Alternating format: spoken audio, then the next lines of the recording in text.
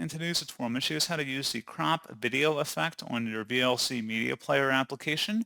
So this should hopefully be a pretty straightforward process, guys. And without further ado, let's go ahead and jump straight into it. So all I have to do is select the Tools tab at the top, and then select Effects and Filters, then select Video Effects, and then there should be something that says Crop down here. Go ahead and select that, and then you can adjust to the left, bottom, top, or right.